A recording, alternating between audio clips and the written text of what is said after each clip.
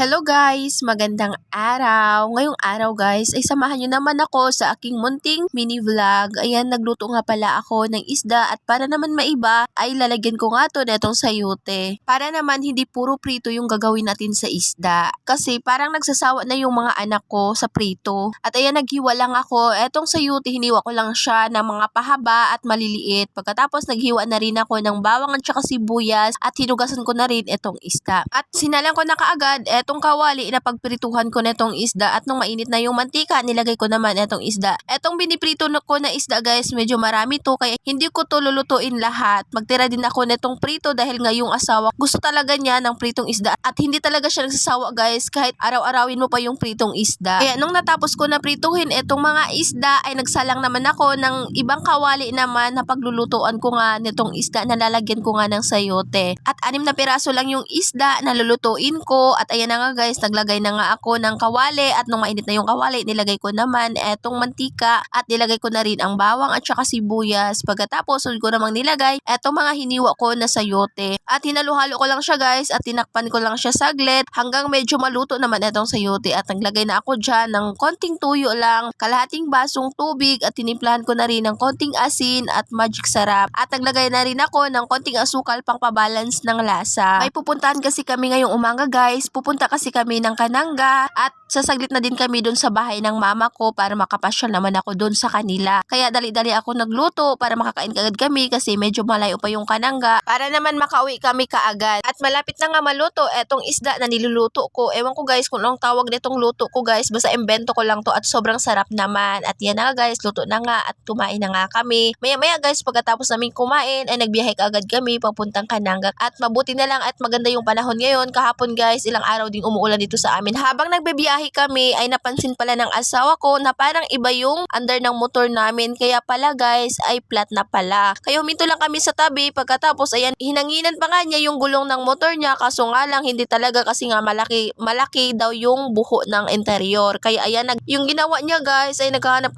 muna kami ng talyer na papapagawaan namin itong gulong ng motor namin kasi medyo malayo pa naman kami sa Kananga. At habang tinutuod namin yung motor namin guys, mabuti lang at meron nga akong nakita na vulcanizing kasi sobrang init pa naman ng sikat ng araw guys. Mabuti na lang at naka-jacket kami at hindi naman kalayuan, meron naman kami kaagad nakita na vulcanizing. Kaya ayan, bumili na muna ako ng maiinom namin guys, itong soft drinks dahil nauho talaga kami kakaano ng motor namin, makahanap lang kami ng mapagawaan ng gulong. At mabilis lang naman natapos yung gulong guys at nakapunta na nga kami ng Kananga at binilhan din namin ng ulam yung mga magulang ko at pagkatapos bumalik agad kami sa Ormoc. At ayan na nga guys, pagdating nga namin, fast forward na tayo, ayan nagluto lang ako netong manok na merong gata at nilagyan ko lang ng papaya dahil nga nung galing kami dun sa mama ko kanina guys ay may dala din kami ng papaya dito sa Ormoc kasi yun yung lagi kong sinasabi sa inyo kapag pumupunta talaga ako ng Kananga, asahan nyo na pagbalik ko dito sa Ormoc ay marami akong dala na papaya. Ewan ko ba, paborito ko talaga tong papaya guys, kahit anong luto nitong papaya basta para sa akin ay masarap to. At ayun na nga guys, ginisa ko na nga etong bawang at saka sibuyas at luya. Pagkatapos nilagay ko naman etong mga manok at sinangag ko lang ng konti itong mga manok guys at nilagay ko naman etong papaya na hiniwa ko at nilagay ko naman etong pangalawang gata. At nung maluto na nga etong mga gulay, sunod ko namang nilagay etong kakang gata guys at naglagay na rin ako ulit ng asin dahil nga sa tingin ko medyo matabang pa siya at nilagay ko naman etong mga siling haba. At ayan na nga guys, luto na nga ating ginataang manok na merong papaya at yan lang muna for today's video. Thank you for watching!